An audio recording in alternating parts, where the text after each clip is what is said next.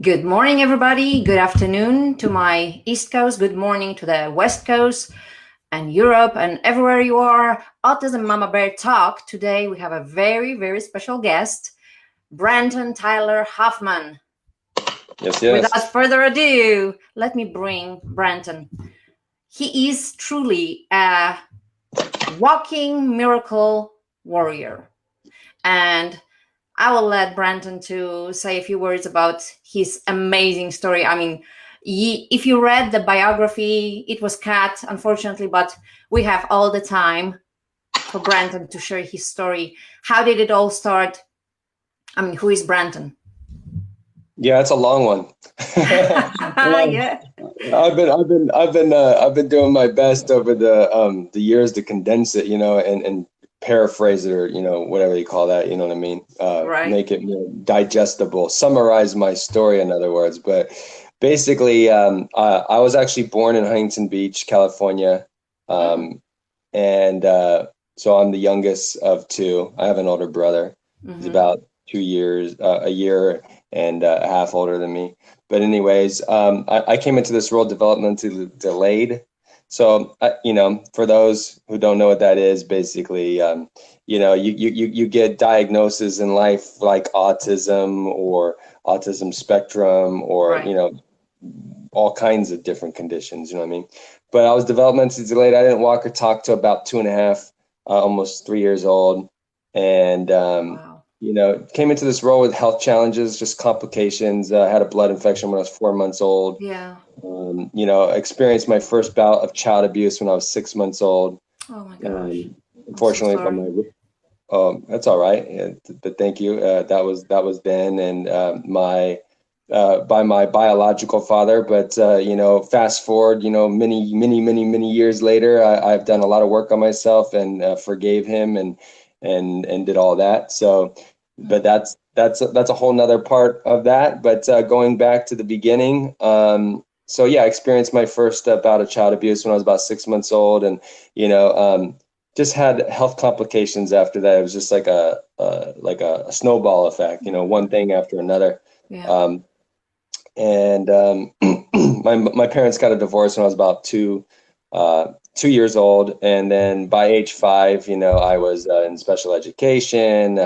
I had a hernia, and I'm thinking, what kid gets a hernia at age 5? Usually, you hear stories of people getting a hernia when they're, when they're older. You Oh don't yeah. really hear of that when they're younger. So, So so how then did that that happen? happened. This was all the result of the abuse that you experienced as a child? Yeah, I mean, obviously, I mean, I must have really held on to the victim thing from a really young age, you know what I mean? Because Mm, things don't just accidentally manifest like that. true. Um, Yeah.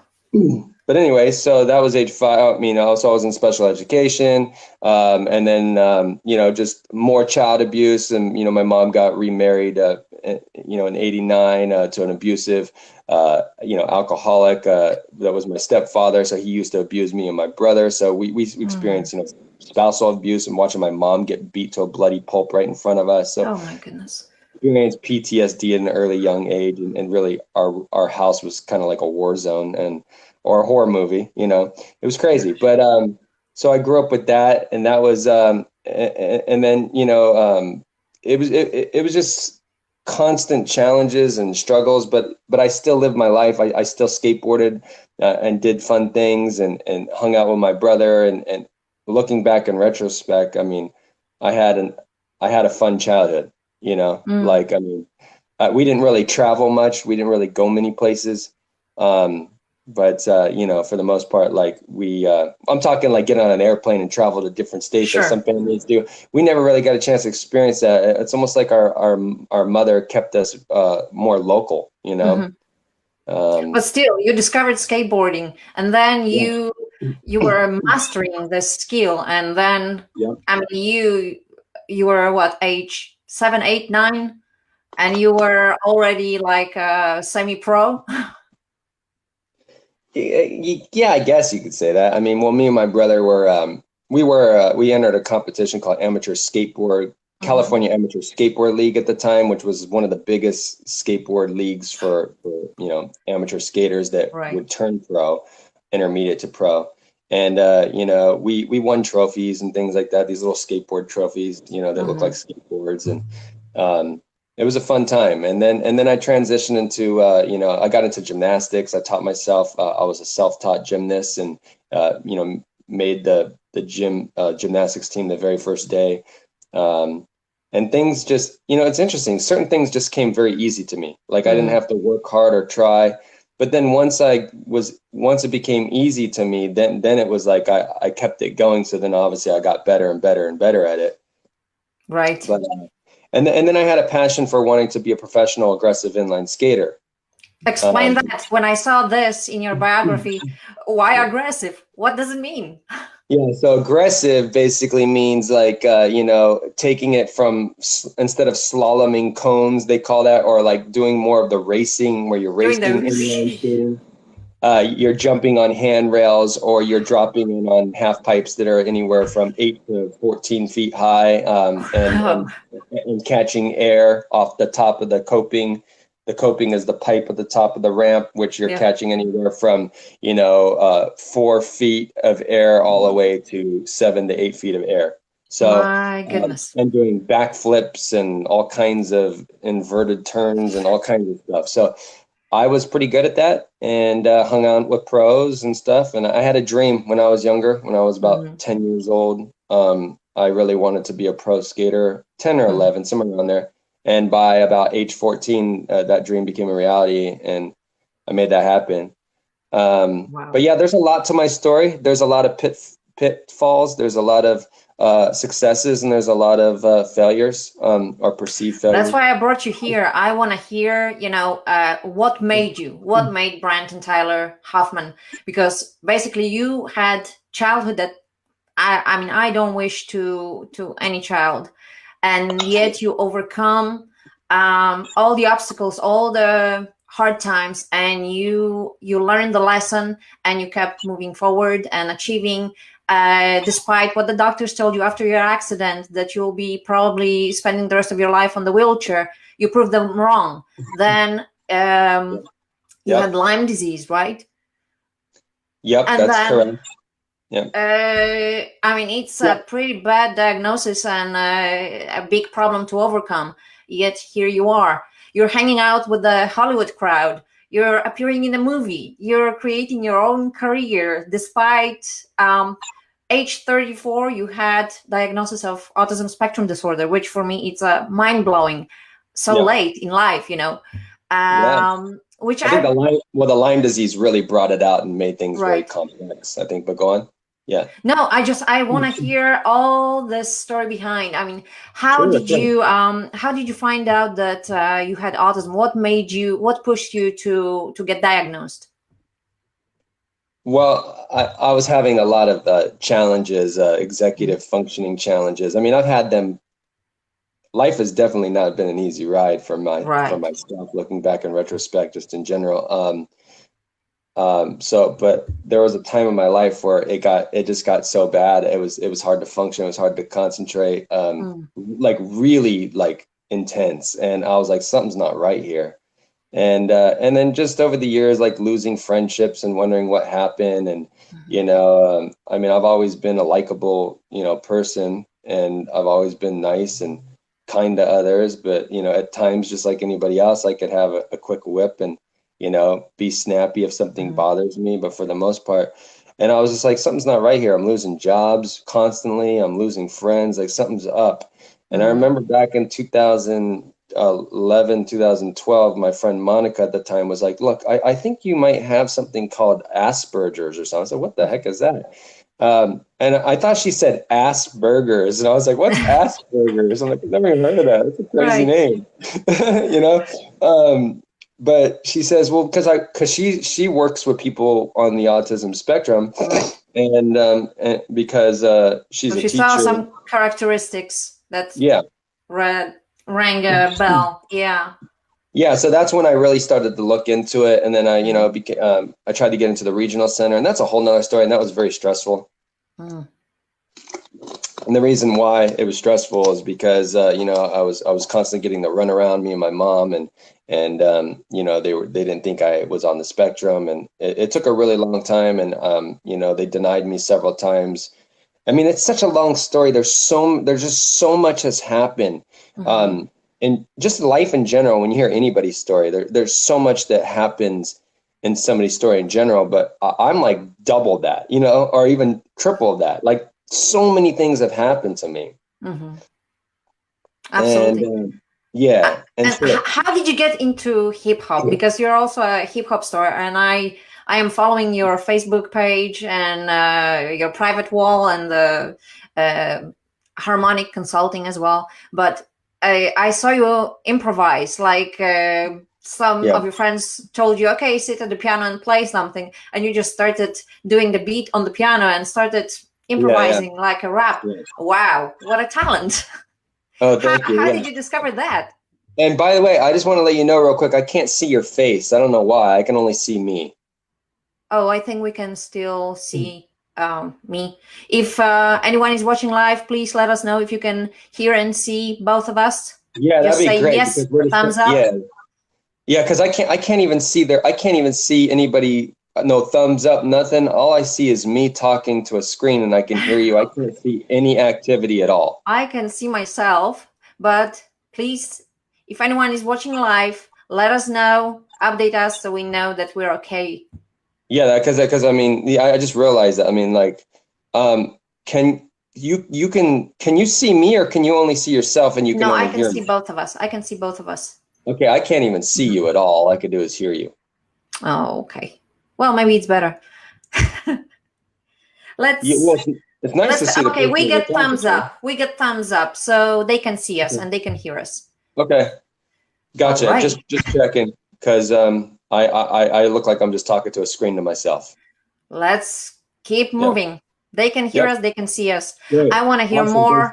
Technology, you gotta love it, huh? I know, right? Sometimes.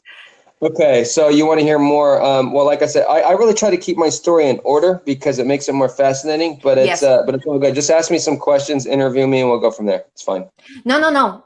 If you like to continue, chronologically, let's go back before we talked about autism and age 34. Let's go back to the skating and how you found your talents and how you put your passion into action. Yeah, I like that, passion into action. That's nice. That's good. Yeah, that's something I would say. So basically lived in Riverside. Remember I was telling you I was wanted to be a professional aggressive inline skater. Aggressive basically means taking it from traditional inline skating styles to going into more ramps and streets and all that stuff. But anyways, so then I became Diane professional. Is saying hi. Sorry. What's that? Diane is saying hi, Brenton. Oh, hello. So let's go back to your story. Sorry. That's all right. And it's so interesting when you can't see any you can't see any interaction. You know what I mean? I can't read any comments. I can't say hello. It's just very strange. On the laptop, you would see the whole screen and all the comments popping up. But I guess the phone app has limitation. Next time we'll do this on the laptop. Yeah, all right. Okay, cool. We can always do another one too, since it's such a long story, but we'll go back to it. Like I said, hooray for technical difficulties, right? But right. What was I gonna say? Aggressive.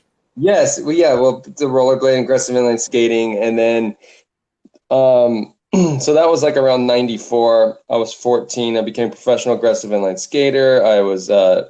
I entered a competition called National Inline Skate Series, which was with the very first rollerblade or inline. Basically, is what it's called, aggressive inline, right? So let's say inline skating competition, but it was the very first aggressive inline skating competition like ever assembled in Long Beach, California.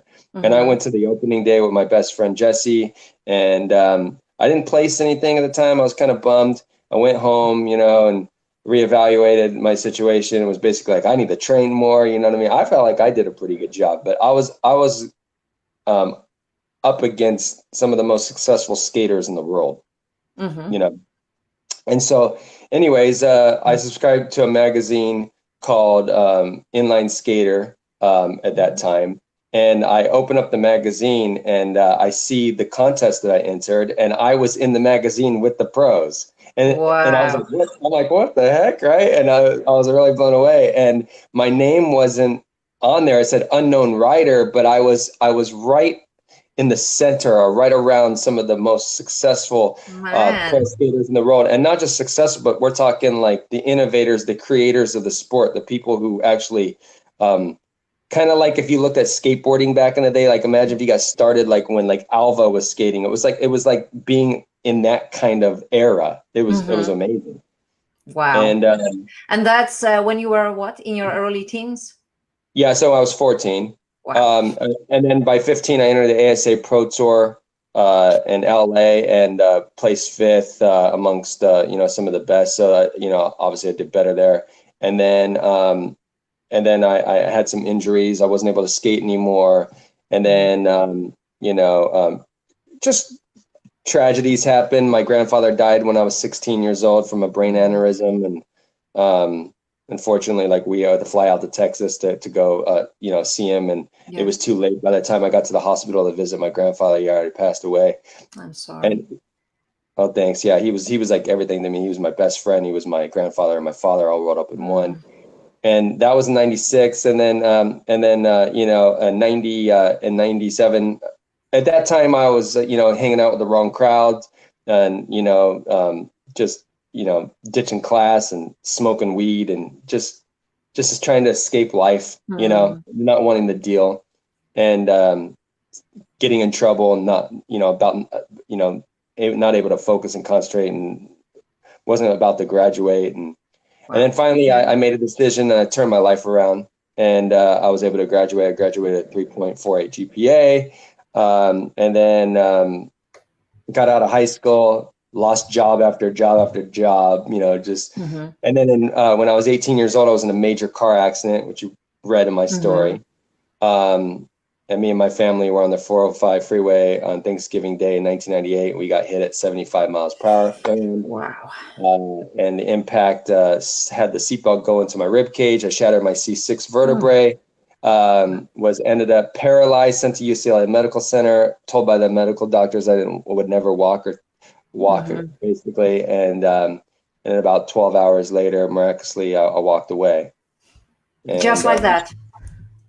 yeah, just like that. Wow. Well, I mean, it wasn't perfect walking. I look like the Walking Dead. It doesn't Uh, matter, but you stood up. You proved yeah, them I stood wrong. up. Yeah, I stood up. I got up because I had this vision. Like I didn't accept that it was over. Like Mm-hmm. I told God, I was like, this isn't. I God's don't not feel that. finished with you. That's for Yeah, sure. yeah. I was like, it shouldn't end like this. Mm-hmm. It doesn't need to end like this. But and then like I said, there's this many things have happened on my journey. But the major things were like the car accident in Mm-hmm. '98, and then or I almost got married, and unfortunately, I end up before I got married and 19 years old, I moved to Arizona, and Mm-hmm. then unfortunately, I got cheated on right before the wedding. So I've had a pretty Oh, interesting life, yeah. But I'm wow. glad that I experienced all these things early, because when Yes. you experience these things early, it strengthens you and it sets Mm-hmm. you up to be able to handle more things to come at you, or you're Mm-hmm. not as affected. You know what I mean? If you look at the life lessons as lessons and not a curse, if you actually learn to build from them, just Mhm. to get better. Yeah. Yeah, But still, exactly. I'm sorry that, all those things happen to you. But again, everything happens for a reason. And like Romans 8:28, all things work together for good for them that love God and are called according to his purpose. I cannot even speak. That's all right. But Yeah, no, yeah. All things work out for the greater good, just in yeah. general. Yeah, totally makes sense, and Hmm. I've always had that mindset, and but like I said, it's a long story. There's a lot of detail to the story, but basically the story has really shaped me and it made me a very, very strong person because I've overcome things that most people don't usually walk away from. I mean, like the major car accident and, you know, being pronounced paralyzed and sent to UCLA and then 12 hours later you actually walk away, or like, you know, being struck with gangrenous appendicitis and peritonitis at age 26 out of nowhere, and then, you know, having less than 24 hours to live, and then miraculously, you know, your surgery is a success and you walk out of the hospital a day and a half later from gangrene appendix. Right. Like, that's some serious stuff. Septic, you know, shock. Oh my like, goodness. That's nothing to, right. You know, that, yeah, that's crazy. But I overcame that as well. And it's like, you know, these are major events that I've been told, you know, I've been deemed like a medical phenomena, you know, from being able to overcome those things. But then just other things, you know, the Lyme disease in my life and TBI stroke, and not even realizing that I had a stroke in 2000 when I was 31. Like, I didn't even know. I was like drooling out of my mouth and I was like, ooh, and I didn't even know what was going on. I just thought the Lyme was doing it. Yeah. That's insane. I mean, that your body went through so much already, so much trauma, so much abuse, and even viral infections and all those things, you know, and yet here you are, stronger than ever, and you're still skateboarding, right? No, I'm not skateboarding. I'm not rollerblading. I'm not doing any of that anymore. My body is taking too many hits, not just in sports, but just in life in general. So I've just kind of given my body a break. Right. So what was the next breakthrough point? Like, how did you decide to pursue your acting career and singing? Because you're a musician, composer, you're an artist in general, and you're in LA, and you're well connected with Hollywood. I see, you know, all those beautiful girls surrounding you on the pictures. Yeah. I mean, Mr. Hollywood. How did it all start? I mean, how did you decide to pursue this?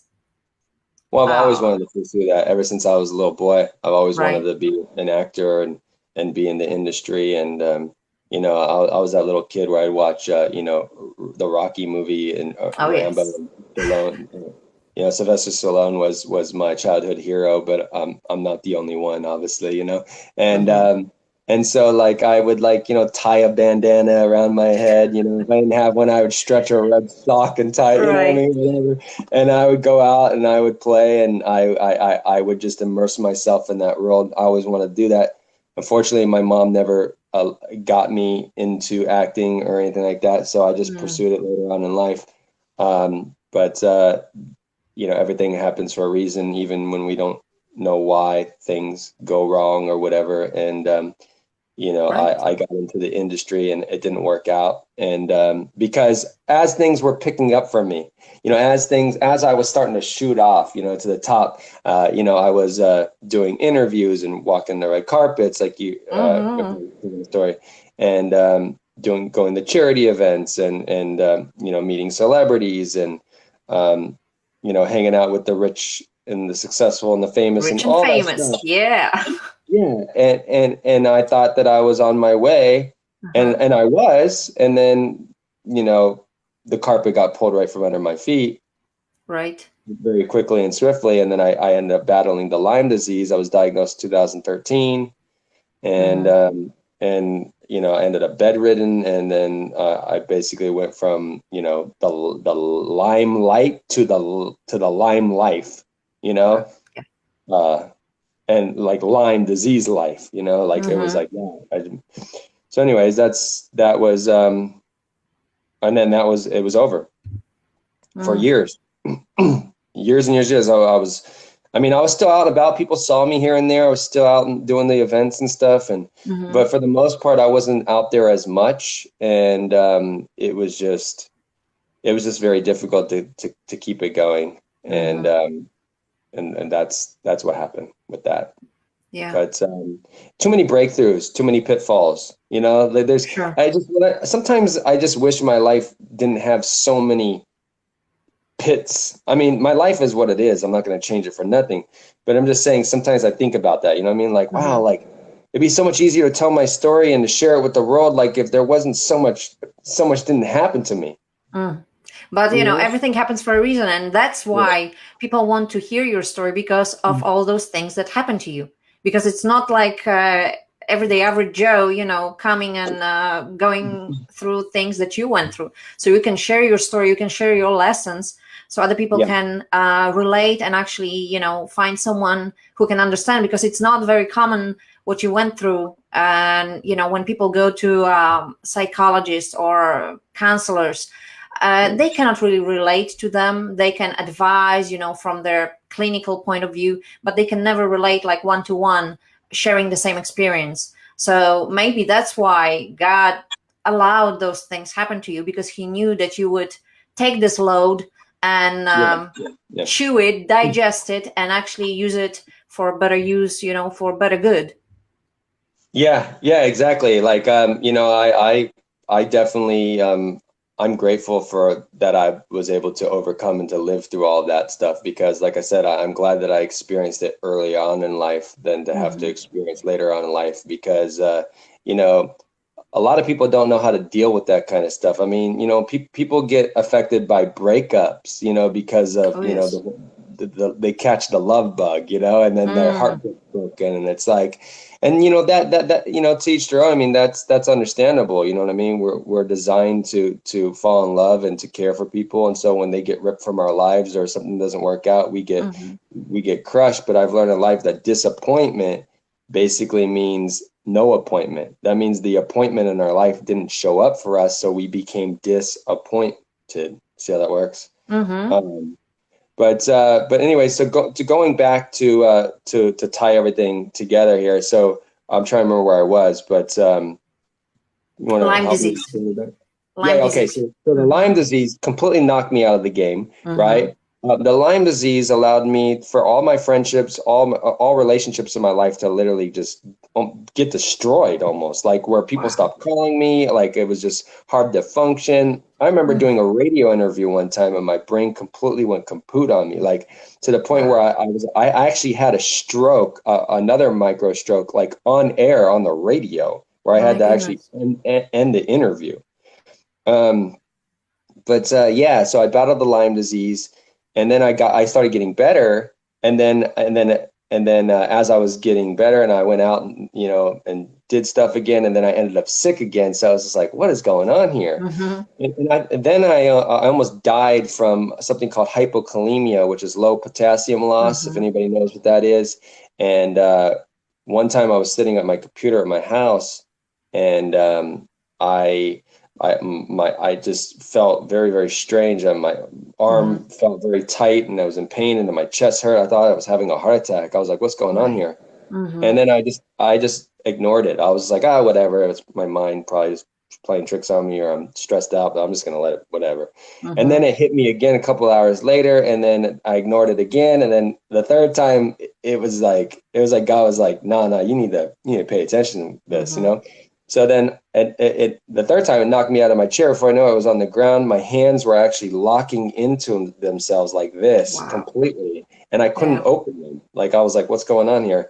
And the paramedics came and got me, took me to the hospital. And when I got to the hospital, they ran my blood test, and they confirmed that my potassium was at very, very fatal levels. We're talking average potassium level should be anywhere between, like, well, everyone's different, but 3.6 to like 4 or 5 or something like that, whatever. And for anybody who knows numbers or whatever like that.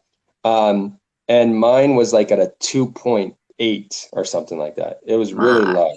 Okay. And and they told me that, because everyone's different, but it should definitely have not been that low. And it should, like, because 4.0 for me is like perfect, they say, for me. So 2.8 is like death. Wow. And so that happened to me actually not once, but twice. Another time happened where it came in and it was a 2.9. And the interesting thing about that is that at 2.9, my symptoms were not as severe as they were at 2.8. So let all you know out there, if something like that happens to you, like if you think you know what your body, you know your body, or you know yourself, think again, because I thought that I did, and I almost died at 2.9, and I didn't even have the same symptoms. Wow. Yes. Yeah. Yeah, I mean, it So all comes, many different factors contribute to overall well-being, and of course, low numbers. Like you yeah, said, they can give different symptoms when there is something else missing.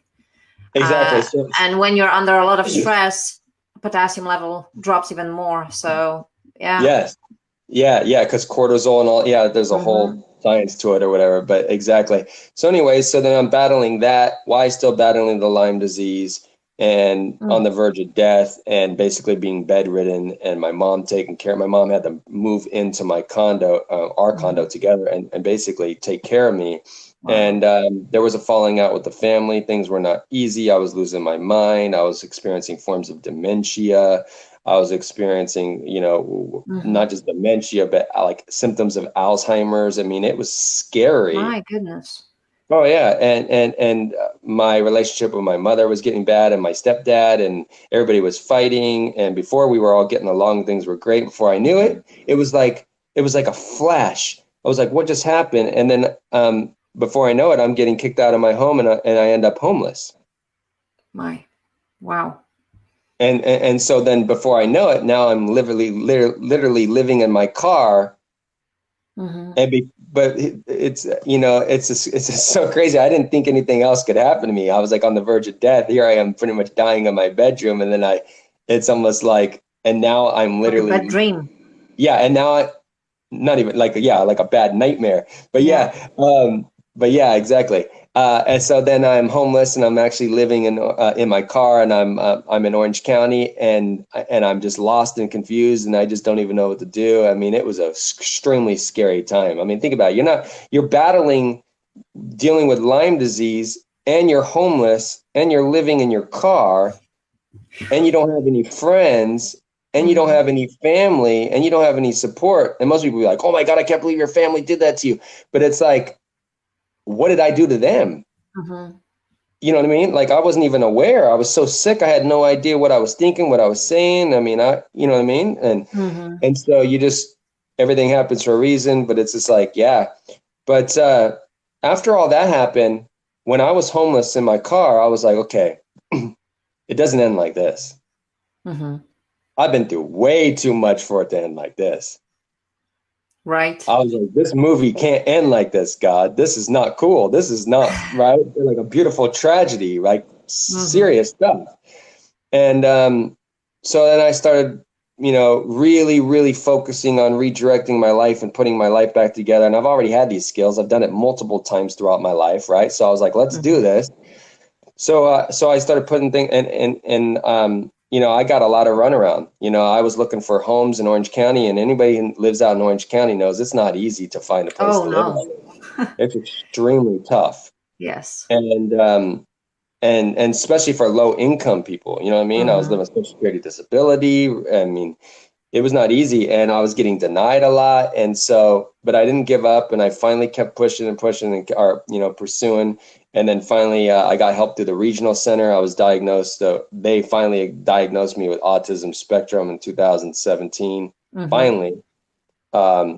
So that's not the 2014 diagnosis, by the way, I was telling you. Right. Okay. This is like where the regional center was like, okay, we see that you actually do have this. They had doctors come in and confirm it.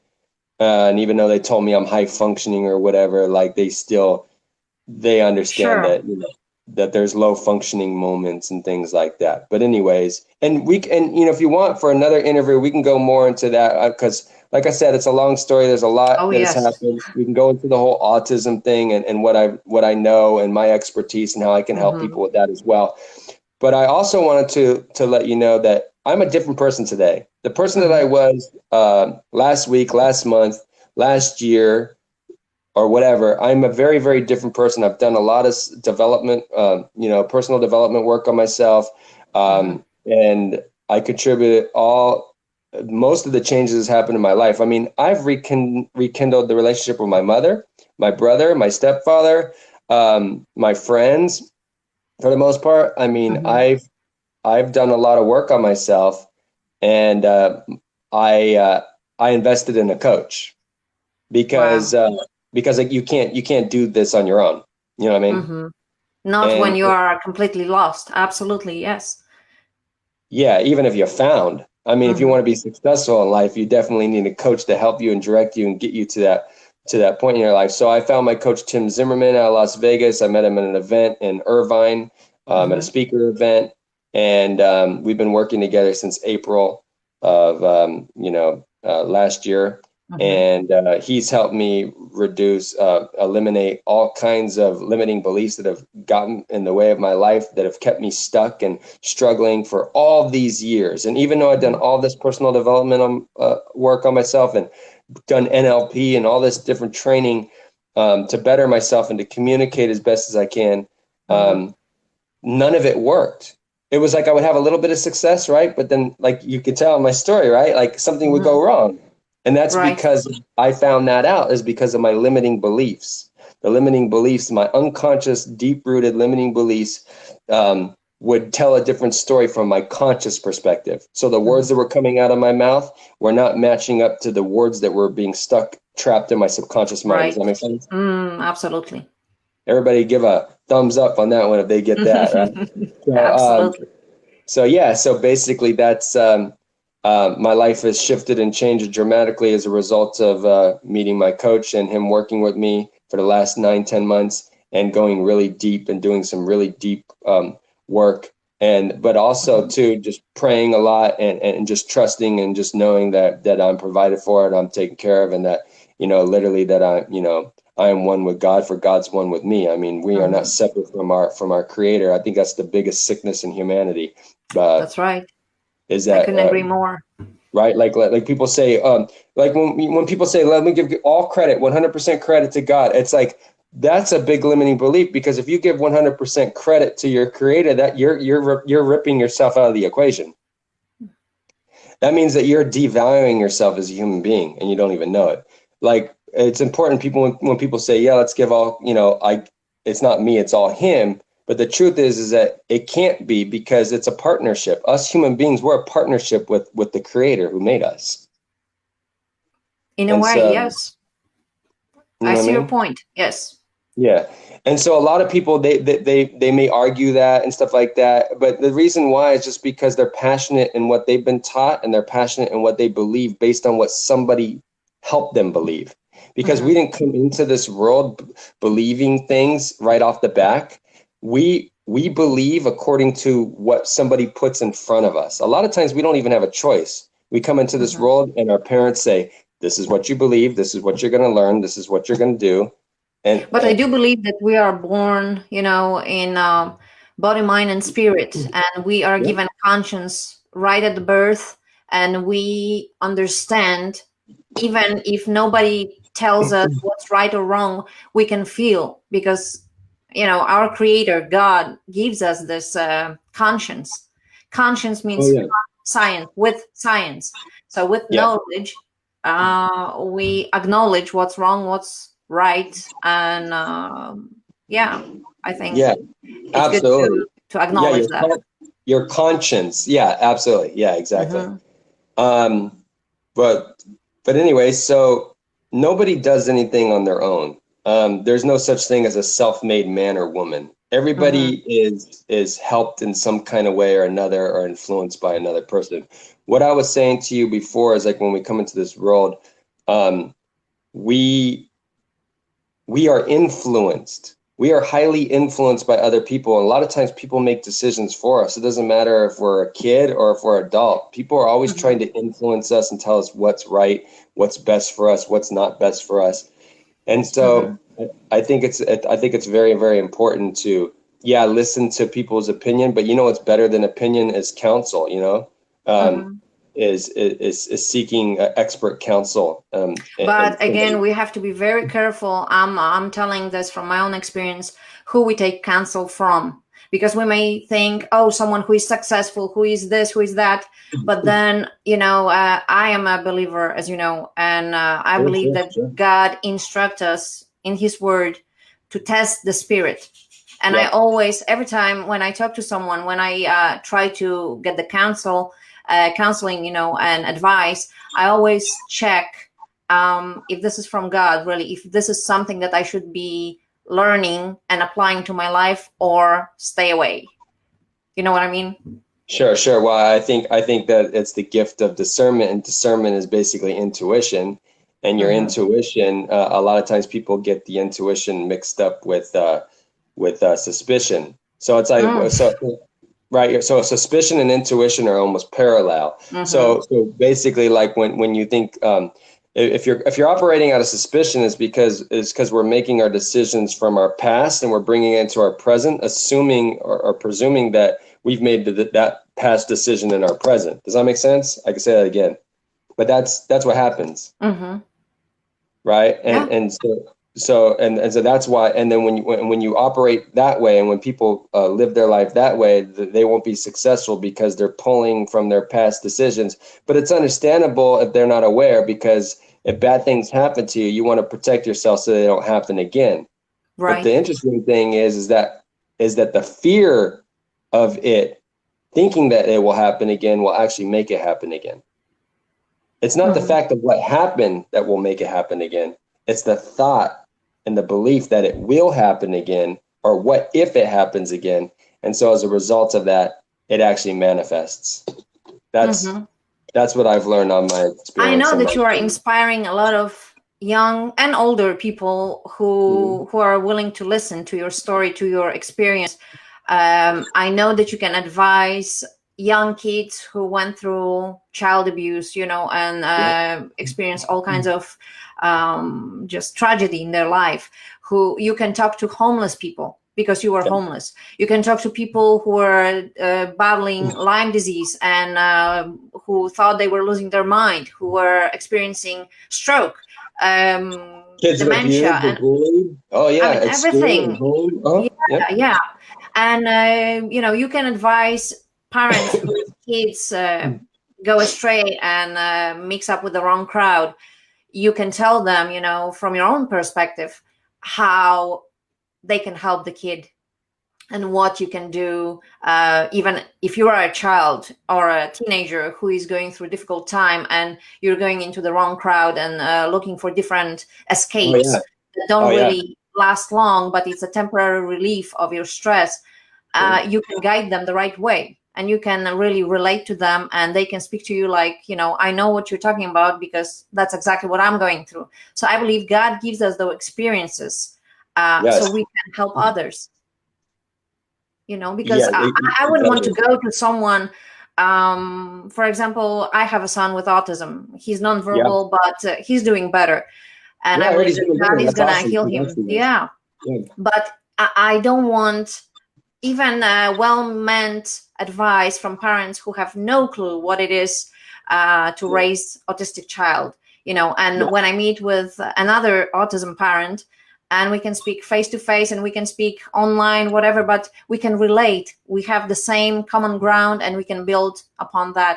So I believe that you have a special gift from God, and all those experiences, if you put them in good use. Romans 8:28, this is my verse, and I love this verse. You can look it up if you don't know it. It's all things happen for a reason. I believe that all things work together for good if you love Yeah. God and Yeah, if yeah, you are yeah. called I remember according to you. His I purpose. remember you. Yeah. You were saying that before. Yeah, yeah, absolutely. So you are a true gift, and you are a true warrior and a walking miracle indeed, with everything that you went through. Yeah. My goodness, Brenton. And you're a great artist. I mean, Thank I you. don't know much about hip hop or rap. I'm not an artist myself like that. But you are very gifted. Like, I see that you are improvising, and you are undoubtedly talented in many, many areas. You're acting. You were working with Gary Busey on the movie Mentions of Blood in Yeah, it's a 2015, movie right? called Mansion of Blood. Yeah, it's kind of like a hokey, like And you were playing yourself. You're actually a rapper there. correct. Yeah, and then That's that's yeah, awesome. yeah, but they cut me out of the movie. But No. Yeah, but I'm okay with that decision now. Like I'm like, okay, great. Like whatever it is, what it is, right? The movie didn't really do that well, anyways. Mhm. Actually did horrible. Um, but so I'm actually kind of glad that I'm not associated with that film. Like, I mean, yeah, I'm Right. still in the credits and stuff, which is quite strange. You know what I mean? Like because it's Mhm. like, where am I in the movie, right? But but I'm actually still in the movie. I'm in the pool scene and stuff like that. But I mean, Mhm. I had a lot more parts. I didn't just play a hip hop artist. I was actually, I Okay. had more parts in it. But I got cut a lot. But yeah, you know, That's it Hollywood was, for you.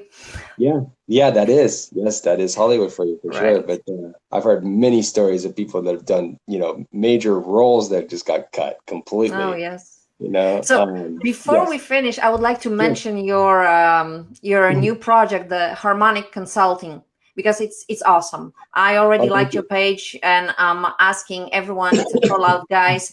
Please go to Harmonic Consulting, what you see on the screen now, With a K, on yeah. Facebook, on LinkedIn. Like the page and contact with Brenton and see how he can help you.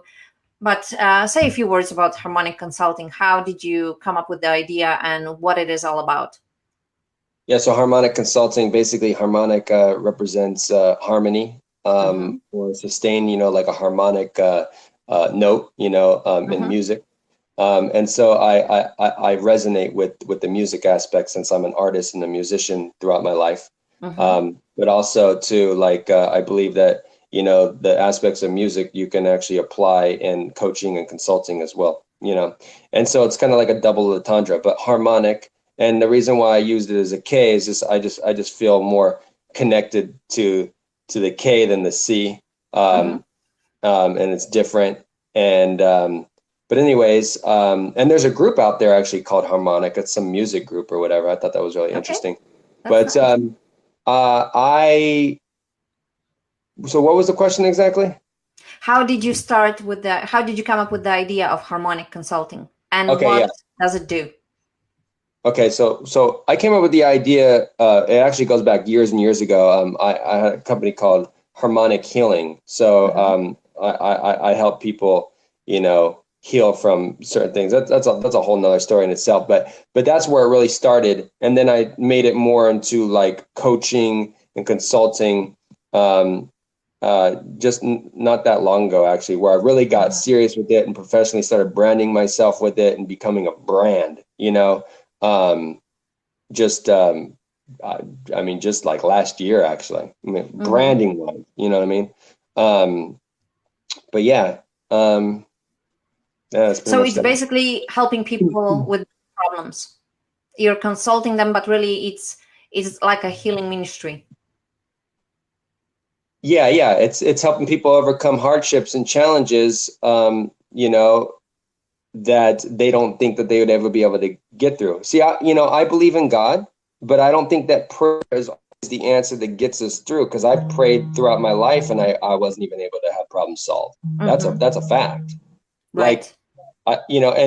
and the reason why is for whatever reason, like, obviously maybe that prayer wasn't supposed to be answered at that time or who knows, but prayer doesn't always, for me, and Mm-hmm. I've heard from friends and stuff like that, it doesn't always work. Hold on a second. I'm getting a call. Sorry. I gotta Uh-huh. not answer this real quick. Okay. It was interfering. Could We you have hear a me or was comment. that cutting Yes, out? yes. No, we can hear you fine. We have a comment from Diane. Brenton's great inspiration for everyone. Struggles are real, but we can overcome and find our happiness. I couldn't Thank agree you. with that Sorry. more. I can't hear you. Your volume cut down very low after Oh, that really? call came in for some reason. That was very strange. Okay, I'll put my microphone closer. How about Yeah. now? Yeah, I mean, I was hearing you really loud, and then all of a sudden it dropped very like boom, like where Right. I could barely hear you. You're very distant in the background. Well, it's I just wanted to talk about harmonic consulting, and Sure, you mentioned everything about that. I want people to go and visit your page and appreciate because it. Brandon needs our support, guys. He's a great, as you can hear, he's a great guy. He really means well. He really wants to help people. He went through a lot of experiences and he can really apply those to help others. So please give him a chance. Go visit his website, visit his page on Facebook, Harmonic with K Consulting. I'll put it again for you on the screen. Harmonic Consulting, and go like the page, show your love, show your support. Yeah, and Brenton, I want to thank you so much for coming to my show, and we'll definitely have another episode. I would like to talk about autism and your diagnosis and what you went through, what were your autistic characteristics, if you will, maybe in another episode. And I am really, really honored to know you, and I wish you all the best. Oh, thank you. Also, too, you could type in the hashtag in Facebook, Harmonic the Coach, and you can see my content and quotes and things like that I've written. And yeah, so it's all there too. It's all connected to Harmonic Consulting as well. Wonderful. So Harmonic the Coach, which is the hashtag Harmonic the Coach. Okay. So thank you so much. We'll definitely have you back, because I love your story and I want to hear more. Yeah, and I would love to tell you guys all more about, how to help your, kids and friends and anybody who has autism, stuff like that. I'd love to share that as well. Now the audience knows you, so now they will be more warmed up and prepared to hear from you. So that was necessary. Great. Thank you so much, Brenton. You're welcome. You have yourself a good day. Take care. Thank you. God bless. Goodbye.